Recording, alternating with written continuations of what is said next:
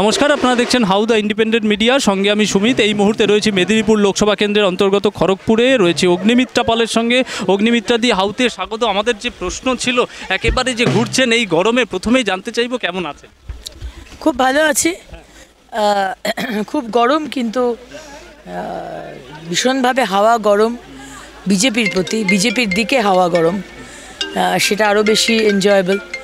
একদম তো তাই। আমরা আসার থেকে যে দেখতে পাচ্ছি, লক্ষ্য করছি রাস্তার দুধারে মানুষ এবং একেবারে কর্মী সমর্থকরা উজ্জীবিত, যেমন তেমন আমাদের গ্রাউন্ড রিপোর্টে উঠে আসছে। এই অঞ্চলে আমরা করছিলাম, সেখান থেকে কিন্তু বিজেপির একটা ভরসার জায়গা তৈরি হচ্ছে। মানুষ বলছে না, বিজেপি ঠিক আছে। সেই জায়গা থেকে দাঁড়িয়ে কি বুঝছেন আপনি?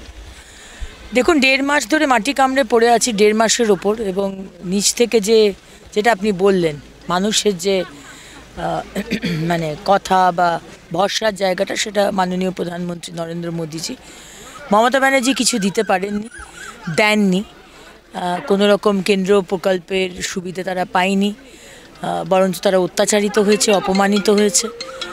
জল নিয়ে হাহাকার, দূষণ, বাড়ি পায়নি, কর্মসংস্থান নেই, রাস্তা নেই, নিকাশির ব্যবস্থা নেই। খুব খারাপ অবস্থায় মানুষ রয়েছে। মমতা ব্যানার্জি এক্ষেত্রে বলতে ছাড়েননি, একেবারে বলছেন যে 1000 টাকার যে দেওয়ার যে প্রস্তাব, লক্ষ্মীর ভাণ্ডার, এবং তার সঙ্গে কার্তিক মহারাজকে উনি আক্রমণ করেছে। শুধু তাই নয়, যেটা ভারত সেবাশ্রম সংঘ, একদম গেরুয়া, 126 বছরের পুরনো সংস্থা, সেইখানেও কিন্তু আক্রমণ করে। ওনার আসলে মাথা কাজ করছে না, কারণ উনি বুঝতে পারছেন যে ওনার পায়ের তলা থেকে মাটি ক্রমশ সরে যাচ্ছে, এবং মাথা কাজ না করলে মানে যেটা হয় আর কি, মানুষ বুঝতে পারেন না যে কোনটা ঠিক আর কোনটা ভুল। আজকে রামকৃষ্ণ মিশন, ভারত সেবাশ্রম, ইস্কনকে উনি আক্রমণ করছেন, যাদের আমরা অনুগামী এবং যাদের ছবি আমাদের ঠাকুর ঘরে থাকে। উনি হিন্দু বাঙালি ভোট কি ওনার দরকার নেই?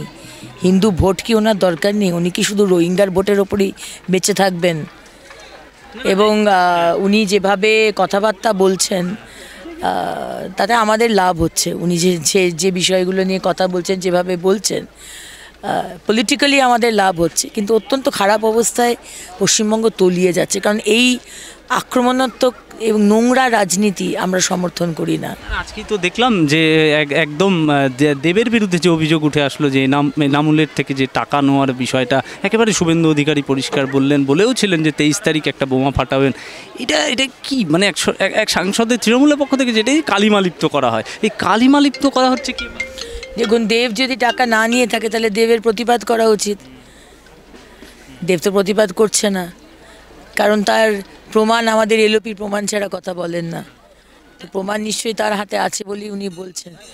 এবং একজন সাংসদ একটি গরুর চোর, একটি স্মাগলার, একটি মাফিয়ার কাছ থেকে যদি কোটি কোটি টাকা নিয়ে সিনেমা প্রডিউস করে, তাহলে আমাদের নীতি আদর্শ কোথায় গেল?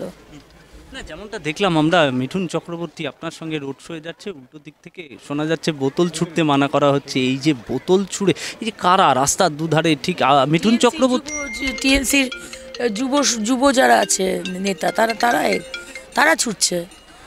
এবং আগের দিন মমতা ব্যানার্জি ওইখানেই র্যালি করেছেন, 700-র বেশি লোক ছিল না, 5000 পুলিশ ছিল। আর আমাদের হাজারে হাজারে লোক, একটাও পুলিশ নেই। রাগ তো হবেই। এটা তো দেখছেন মমতা ব্যানার্জি, এখানকার পুলিশ তো দেখছে, এখানকার নেতারা তো দেখছে। তাই কি হয়, আমি যদি ওটা জিনিসটা না পাই, তাহলে আমি ওটাকে নষ্ট করে দেওয়ার চেষ্টা করব। তাই করছে। হঠাৎ গলি থেকে পাথর আর বোতল ছুটতে শুরু করে দিল। না, এটা কিন্তু তৃণমূলের মুখপাত্ররা কাউন্টার দিয়েছে। কিভাবে আমি বলে দিচ্ছি। একেবারে যেটা হয়েছে, যে তৃণমূলের মুখপাত্ররা পরিষ্কার বলছে যে বোতল ছোড়া বিষয়টা হচ্ছে যেহেতু দিলীপ ঘোষের কেন্দ্রে এবার অগ্নিমিত্রা পাল, ঠিক সে কারণেই এটা হচ্ছে। একেবারে কথা, কোনো কথার কোনো যুক্তি নেই। কারণ দিলীপ ঘোষ মহাশয় আমার দাদা, ওনার হাত দিয়ে আমি পার্টি জয়েন করেছি। উনি আমাকে মহিলা মোর্চার প্রেসিডেন্ট করেছিলেন, এবং দিলীপদা ওনার ইলেকশন হয়ে যাওয়ার পরে এখানে পড়েছিলেন, মাননীয় প্রধানমন্ত্রীর সভাতেও এসেছিলেন, বিভিন্ন জায়গায় উনি গেছেন এবং আমার হয়ে উনি প্রচার করেছেন। আজকে এতই খারাপ অবস্থা টিএমসি, যে আইপ্যাককে দিয়ে সকাল থেকে ফোন করাচ্ছে বিভিন্ন মানুষকে, যে দিলীপ ঘোষ বলেছে ভোটটা অন্যদিকে করতে, তার জন্য টাকাও দেওয়া হবে। কি দুরবস্থা বলুন। দিলীপ ঘোষের নাম করে দিলীপ ঘোষকে ডিমিন করা, দিলীপ ঘোষকে যারা দিলীপ ঘোষকে জানে, তারা তো জানে যে দিলীপ ঘোষ অবশ্যই বলেননি, কিন্তু মানসিকতাটা চিন্তা করুন। যে দিলীপ ঘোষ বলেছেন, দিলীপ ঘোষের নির্দেশেই ফোন হচ্ছে, ভোটটাকে অন্যদিকে করুন, আপনাকে টাকা দেওয়া হবে। এবং তার ফোন নাম্বারও আমরা পেয়েছি, আমরা ইলেকশন কমিশনকেও কমপ্লেন করেছি, আর আমরা এফআইআরও করেছি। একদম স্পেসিফিকভাবে শেষ করব, যে প্রসঙ্গটা দিয়ে শেষ করব, জুন মালিয়া আপনার বিপক্ষে রয়েছে তৃণমূলের, আর এইবার দিলীপ ঘোষের বদলে আপনি এই কেন্দ্রের জন্য এক তো তৃণমূল আপনার প্রতিদ্বন্দ্বী, দ্বিতীয়ত এই মেদিনীপুর লোকসভার মানুষ যদি আপনাকে চয়ন করে, আপনি ঠিক কি পদক্ষেপ নেবেন? দেখুন, অনেকগুলো কাজ করার আছে। একটা হচ্ছে যে কাঁকসা ব্রিজ যেটা ছিল, সে অনেক দিন ধরে মমতা ব্যানার্জি বলেছিলেন করবেন, করে দেননি, কোনো প্রতিশ্রুতি উনি রাখেননি। একটা হাসপাতালে খুব দরকার, আমার ইচ্ছে থাকবে এটা এইমস যদি আনা যায়, কারণ এখানকার সমস্ত মানুষ চিকিৎসার জন্য উড়িষ্যা চলে যায়।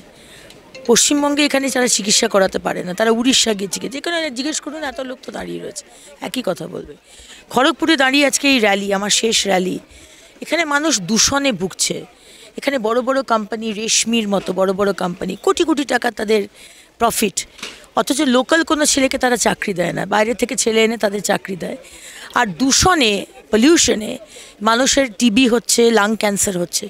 তো এই দূষণকে বন্ধ করে দেওয়া হবে, বা একটা মাত্রা রাখার চেষ্টা করব। এখানে জলের বিরাট সমস্যা, তো জলের সমস্যা মেটানোর চেষ্টা করতে হবে। আর তাছাড়া তো রয়েছে, বাড়ি পাইনি, শৌচালয় পাইনি, রাস্তা নেই, আইআইটি যে হাসপাতাল, ওপিডি শুরু হয়েছে কিন্তু ইনডোর এখনও শুরু হয়নি।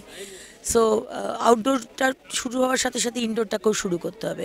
কলাইকুণ্ডা এয়ারপোর্ট কমার্শিয়ালাইজড করার সমস্ত কাগজপত্র সব কিছু হয়ে গেছে, কিন্তু কেন আটকে রয়েছে বুঝতে পারছি না, সেটাকে চালু করা। প্রচুর কাজ হবে। আমরা ওই কাদা ছোড়াছুড়ি রাজনীতি আমরা করি না। মাননীয় প্রধানমন্ত্রী আমাদের শিখিয়েছেন মানুষের পাশে দাঁড়িয়ে মানুষের জন্য কাজ করা। আমরা ডেভেলপমেন্টের কাজ করব, উন্নয়নের কাজ করব। গয়না বড়ি, পান, সাবুর পাঁপড় আমরা সারা ভারতবর্ষে আমরা সাপ্লাই করব এই মেদিনীপুর থেকে। দেখতে থাকুন। একদম তাই। তৃণমূলকে পেছনে ফেলে, জুন মালিয়াকে পেছনে ফেলে জেতার ব্যাপারে কত? জুন মালিয়া কেউ নয়, জুন মালিয়া আমার প্রতিপক্ষ নয়। আমার প্রতিপক্ষ টিএমসি, আমার প্রতিপক্ষ মমতা ব্যানার্জি। এটার ব্যাপারে কত? 200%।